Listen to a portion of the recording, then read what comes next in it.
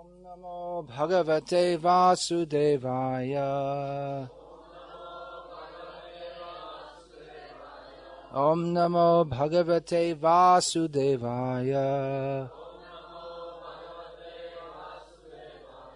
Om Namo Bhagavate Vasudevaya.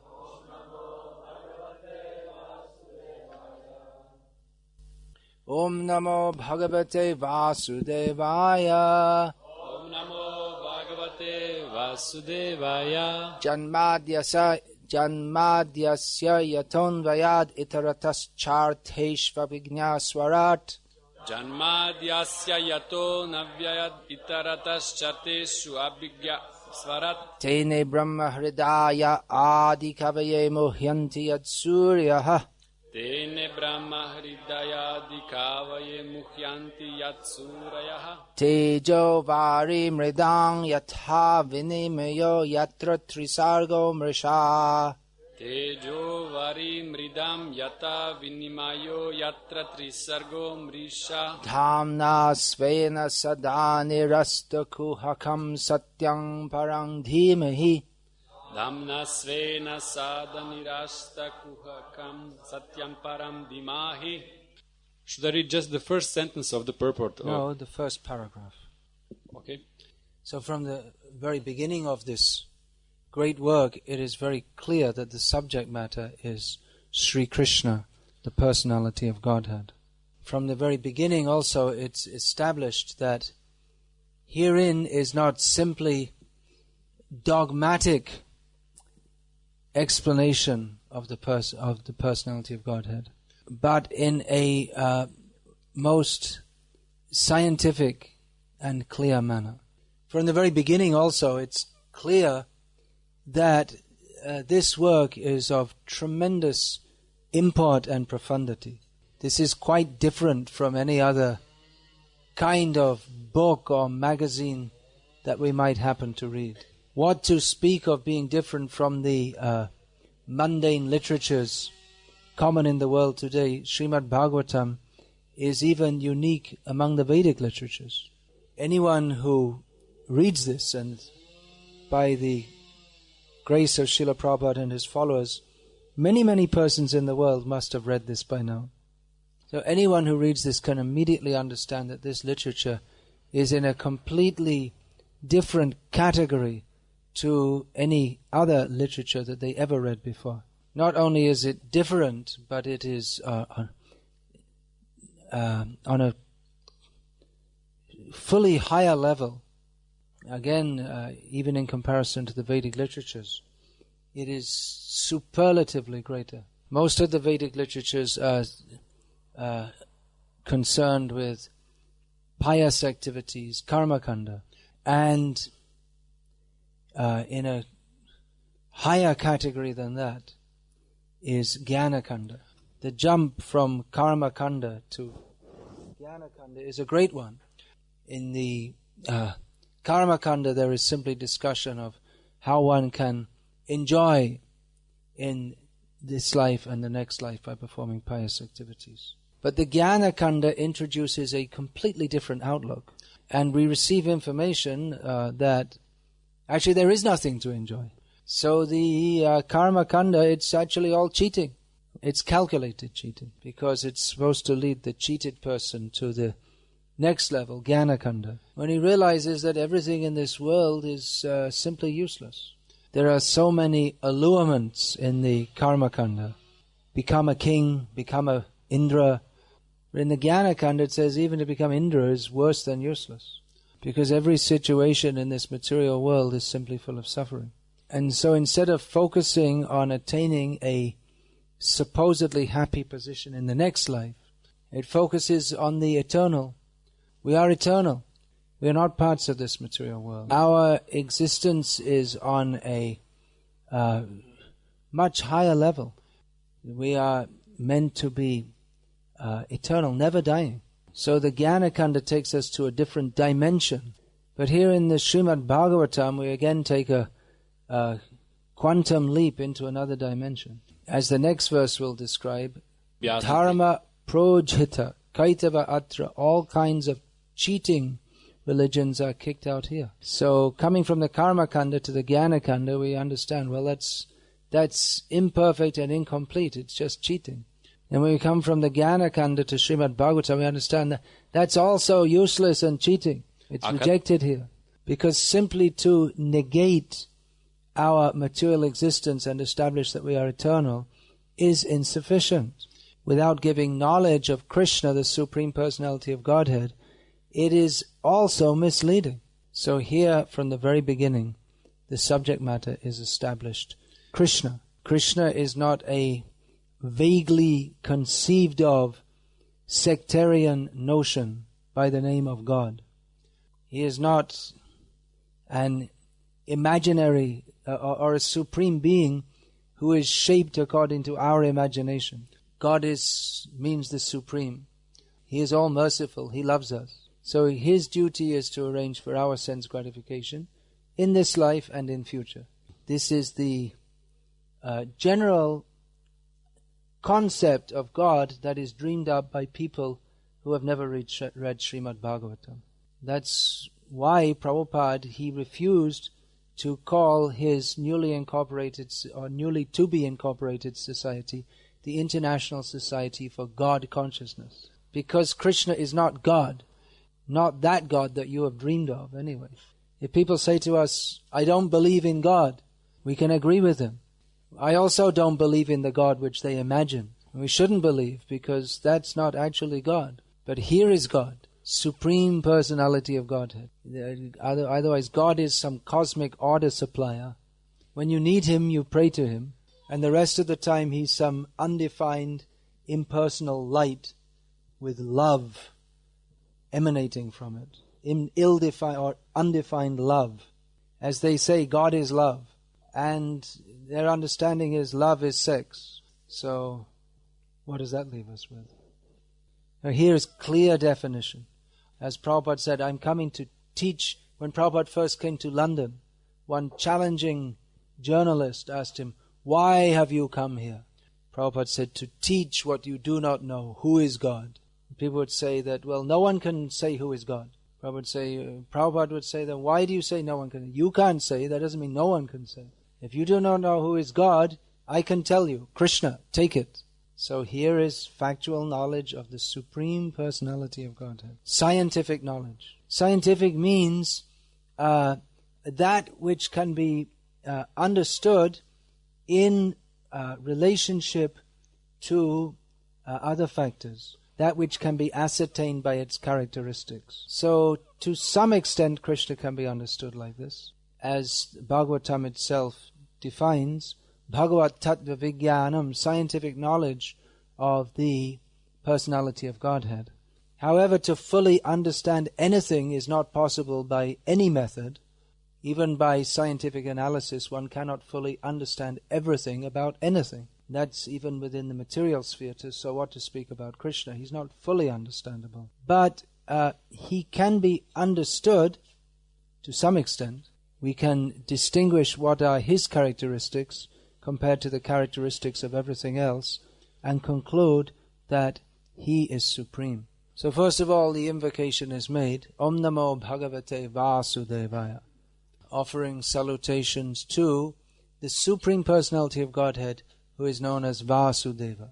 Now, all the names of the Supreme Lord, they have many meanings. Madhvacharya, Shripad Madhvacharya proposed to explain every one of the 1,000 names of Vishnu in Vishnu Sahasranam, each name in 1,000 different ways. The two principal meanings of Vasudev are the son of Vasudev and he who resides everywhere, he who is all-pervading. So this immediately presents us with the dilemma of Krishna, that He is all-pervading, He is the Supreme Personality of Godhead, and He is the son of Vasudeva. Son of Vasudeva means He's a person situated, a form situated in one place and not all-pervading. And son of Vasudeva means that, well, He's subordinate to Vasudeva, then how is He the Supreme Lord? So all this will be explained within the text of Bhagavatam. But from the beginning, we are given a hint that it won't be possible to understand this fully in all respects. And also gives a hint that this is not, just like in the Jnana Kanda, merely a philosophical work. When we say merely a philosophical work, that sounds as if philosophy is not considered very highly. But from this very first text, we can understand what a great philosophical treatise we have ahead of us. There have been thousands and thousands of books written about philosophy. But this one verse is thousands and thousands of times more philosophical than all of those books put together. So when we say this is not merely a philosophical work, it is not to deride philosophy, but to give the understanding that philosophy in itself is not all in all. That he is the son of Vasudeva suggests a loving exchange. So the first verse of Bhagavatam gives us a thoroughly philosophical introduction with a hint of rasa. The second verse of Bhagavatam describes the glories of this great literature. And the third verse introduces the concept of rasa. Nigamakalpatara galitam palam shukamakadamrita dravasanyatam pibata bhagavatam rasamalayam muhuraho rasika bhuvi bhavukaha. That this indeed is, as has already been stated in the second verse, this in the third verse states that this is the topmost Vedic literature. And not only is it topmost and greatest because it is Mahamuni Krite, it is compiled by Vyasadeva in his maturity. But it has even Vyasadev's greatest contribution has become enhanced by the contribution of Shukadeva Goswami. And the actual purpose of Srimad Bhagavatam, to present Bhakti Ras, has been specifically brought out by Srila Shukadeva Goswami. So Ras, or that wonderful exchange that is experienced in loving exchanges with the Supreme Lord, is hinted at in this invocation of Srimad Bhagavatam. But that the ras is quite distinguished from the mundane rasa, and that this is to be understood philosophically, and that the appreciation of bhakti ras is inseparable from the Bhagavad Tattva Vijnana, scientific knowledge of the personality of Godhead. And that this philosophy is not simply some dry academic philosophy, but it is itself imbued with rasa, without which it is simply useless. All this is suggested herein. There is much misunderstanding about this. During the time of Srila Bhaktisiddhanta Saraswati Thakur, it was generally considered that in Bengal and Orissa, it was generally considered that bhakti is just for ignorant people without any philosophy. But Srila Bhaktisiddhanta Saraswati Thakur, personally, through his disciples and through his publications, demonstrated a level of philosophical understanding which even many great scholars had to praise. And although there were many efforts by mundane scholars at that time to show, or to attempt to show that the teachings of the Gauriya Vaishnavas are without philosophy. But especially the Gauriya Vaishnavas, they gave some respect. They thought, well, Madhva, that's philosophical. Ramanuja Sampradaya, that's philosophical. Gauriya, that's just a bunch of village people jumping up and down. So, all such attempts were rebutted in the most philosophical manner. All such attempts to belittle the Gauriya Vaishnavas were rebutted by Srila Bhaktisiddhanta Saraswati Thakur and his followers in the most philosophical manner. But from the other side, there were the so-called Vaishnavas those who are being criticized as being non-philosophical, they would criticize Bhaktisiddhanta, you're not a devotee, you're just a jnani. What can we understand from this? That there are varieties of envious people, that's one thing. And that it's useless to try to dance to the tune of the public. Because if you dance to one tune, then someone else will criticize. The public is not unanimous in their taste. So one should just do the needful to please Krishna. It should also be understood that Srila Bhaktisiddhanta Saraswati Thakur's extremely complex presentation, a philosophical presentation of Krishna consciousness. I'm just speaking a half sentence at a time. It might be difficult to translate. But if I give a whole sentence, it might be more difficult. What do you want me to do? Maybe just half sentence. Okay, all right. So it should also, should I say that again? Yes, please. It should also be understood that Srila Bhaktisiddhanta Saraswati Thakur's extremely complex philosophical presentation of Krishna consciousness. It wasn't simply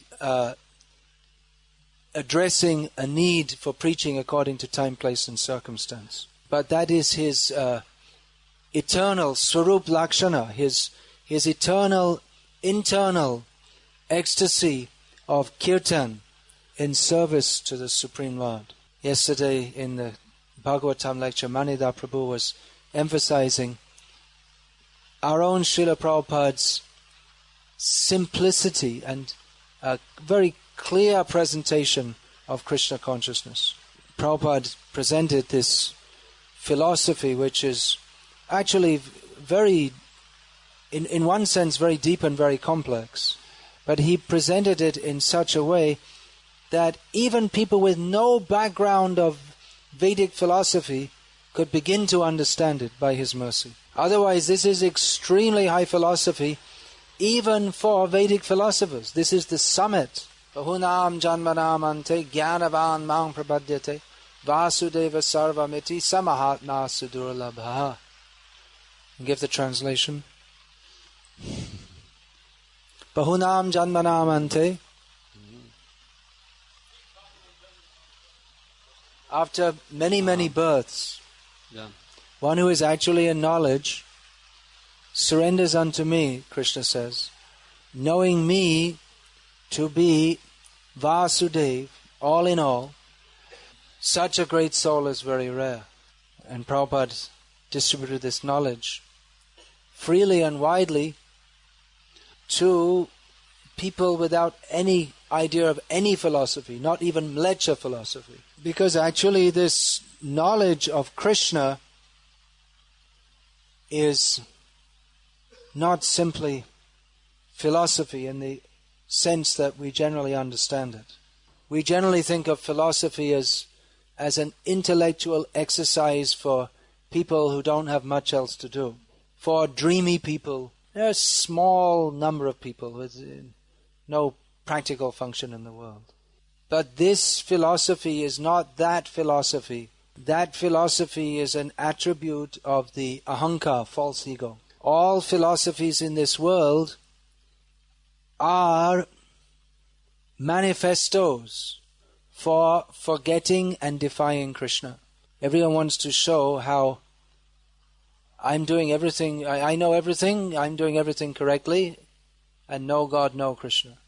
Or even if people superficially believe in God, He is like that, a cosmic order supplier. So this philosophy is not the philosophy of Bhagavatam is not a mental or intellectual exercise.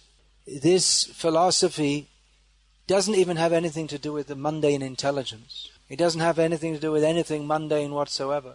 This philosophy is a natural characteristic of the unconditioned soul. That's why even people with no background of Vedic knowledge, when they read this, if they have some piety, they can immediately wake up because it speaks directly to the soul. The soul actually has no relationship with the mundane, false ego, mind or intelligence. So this knowledge of Srimad Bhagavatam is it has the ability to appeal to all classes of people, because everyone is eternally related with Krishna. So maybe another day I can go through all the different characteristics of the Supreme Personality of Godhead, which are summarized here. This is very important. There's Bhagavatam in a nutshell here in this one verse. You have a, what is it in Croatian? In a nutshell. How do you say that? It's the same saying? It's an idiomatic saying. In Sanskritam it's hasta amalaka, to have an amla fruit in your hand. So, in nutshell, and also in similar something. Anyway, what does it matter to me? So, I just want to make sure you get it right. Otherwise, if you translate it literally, then it won't have any meaning. So, we should all know this and study this. Just as Manida Prabhu is always saying, distribute books, distribute books, distribute books. Distribute books! He's smiling, he's pounding, is somehow or other trying to get the message across. So I shall try to say with it, even with at least 1,000th much of that conviction, read Prabhupada's books, read Prabhupada's books, read Prabhupada's books. So, what's that? Are we enemies? We got a different outlook on life here? No, it's the same thing. Because if you read Prabhupada's books, you're definitely going to want to distribute them. And you can't distribute them, you won't get the inspiration to go on distributing them unless you read them. That's all for now. Much more to be said later. Srila Bhaktisiddhanta Saraswati Thakur spoke on this verse for 30 days, 2 hours each day. Hare Krishna.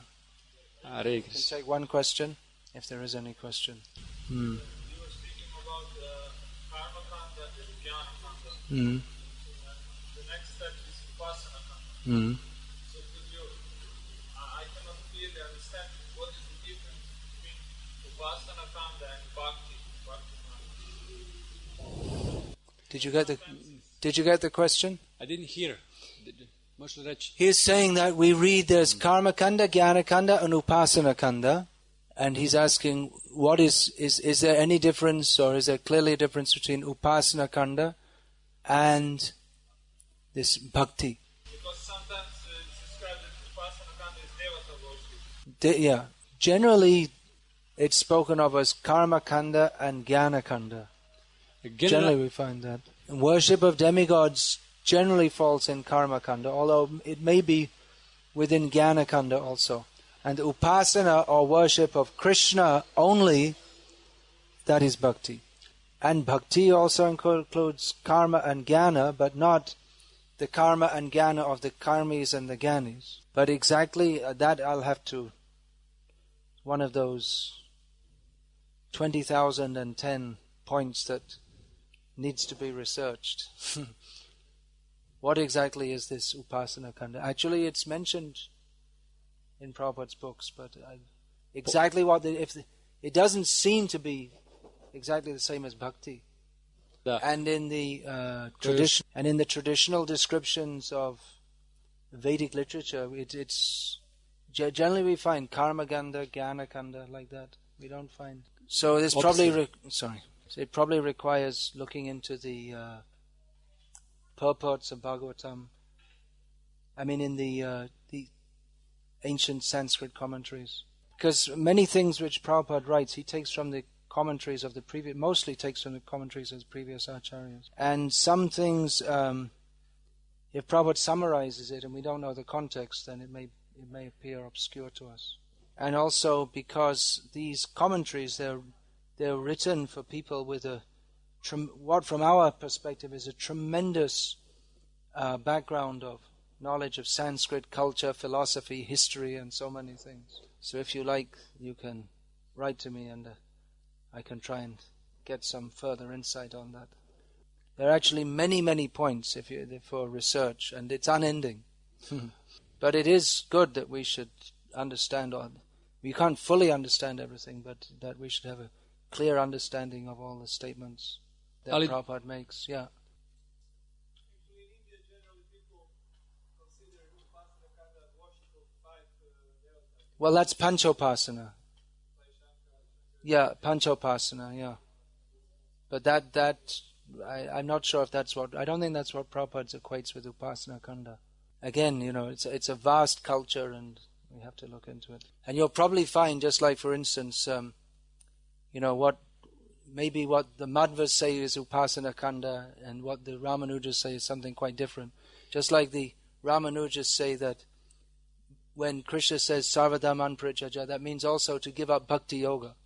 They have a completely different definition of Bhakti Yoga. So like I was saying, Prabhupada, he took the essence and made it very simple for all of us. Whereas Srila Bhaktisiddhanta Saraswati was dealing with people who, even there were many ordinary, what we would call ordinary people who had what would be nowadays considered vast knowledge of Vedic philosophy.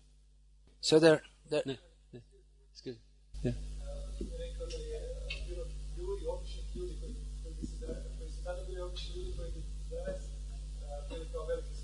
Nowadays, there may be a few hundred pundits throughout the whole of India, people who have studied to some extent the Vedic literature. But in those days, there were many, many thousands.